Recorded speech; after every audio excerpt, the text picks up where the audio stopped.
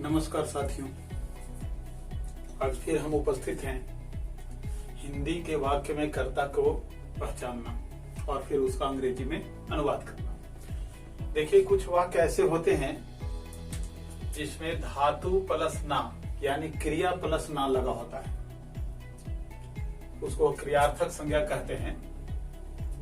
क्रिया से जो संज्ञा बने, क्रियार्थक संज्ञा, वही कर्ता होता है वाक्य का, वही वाक्य का सब्जेक्ट होता है। और खास करके ऐसे वाक्यों में क्रियार्थक संज्ञा यानी धातु प्लस ना वाले वाक्यों में उसके बाद जो होता है विशेषण या संज्ञा का प्रयोग किया जाता है और उसके बाद है या था का।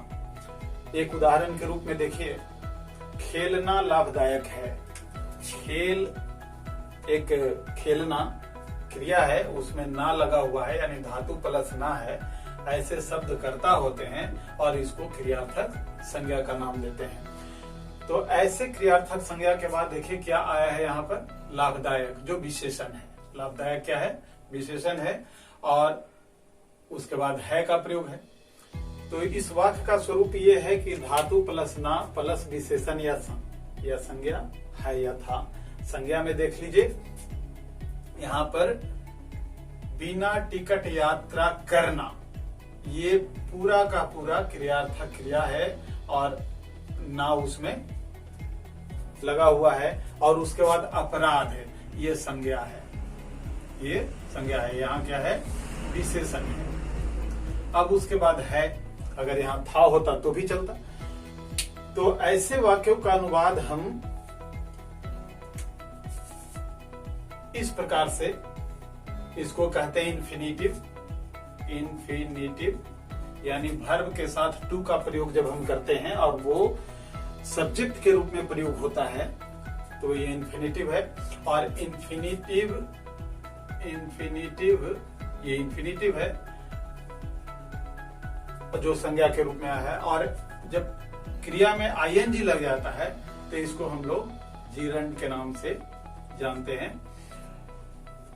तो दो प्रकार से ये इन्फिनिटिव और जरंड के साथ मदद से और साथ साथ देखिए एक और इट का प्रयोग करके।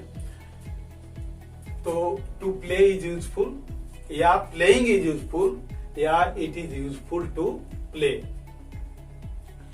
यहाँ पर ये विशेषण था। अब देखिए यहाँ संज्ञा के साथ बिना टिकट यात्रा करना अपराध है। It is a crime to travel without a ticket. यहाँ पर क्राइम का प्रयोग हुआ है, ये क्या है? संज्ञा है।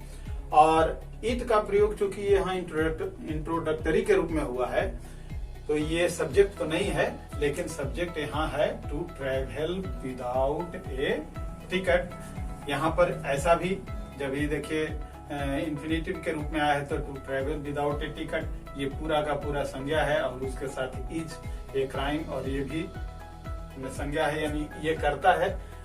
और ये संज्ञा का रूप है जो यहाँ धातु प्लस ना प्लस विशेषण या संज्ञा का रूप है। और travelling without a ticket is a crime. तो ध्यान देंगे कि ऐसे वाक्यों का अनुवाद तीन प्रकार से करेंगे, लेकिन वहां क्रियार्थक संज्ञा ही कर्ता के रूप में आएगा। आइए अब हम एक दूसरे प्रकार के वाक्य की संरचना को पढ़ते हैं जो हिंदी में होता है। देखिए, कुछ जगह पर शब्द समूह का प्रयोग किया जाता है और वो ऐसे शब्द समूह में प्रश्नवाचक शब्द रहते हैं और उसके बाद यह, तब फिर संज्ञा या विशेषण या फिर है या था होता है। तो ऐसे शब्द समूह जो प्रश्नवाचक शब्द के साथ होता है वो पूरा का पूरा, जिसको फ्रेज की संज्ञा दी जाती है, वो वाक्य का कर्ता होता है। वाक्य का कर्ता होता है यानी सब्जेक्ट होता है। जैसे एक उदाहरण में देखें, क्या करें, यह एक समस्या है, क्या करें, और साथ में यह, तब फिर ये संज्ञा और फिर है। उसी तरह से कैसे नहीं करें, यह और ये विशेषण, यहाँ संज्ञा है और यहाँ यहाँ विशेषण है। और उसके बाद है, यहाँ पर था भी हो सकता है, कैसे नहीं करें यह अनिश्चित था भी हो सकता है।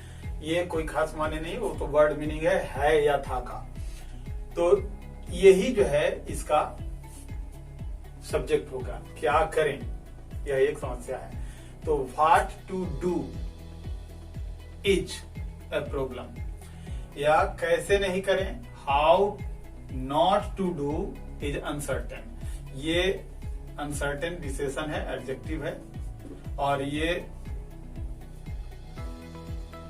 नाउन है, यानी संज्ञा है। तो शब्द समूह जो प्रश्नवाचक शब्द रहता है के साथ रहता है, वही उस वाक्य का कर्ता होता है, सब्जेक्ट होता है।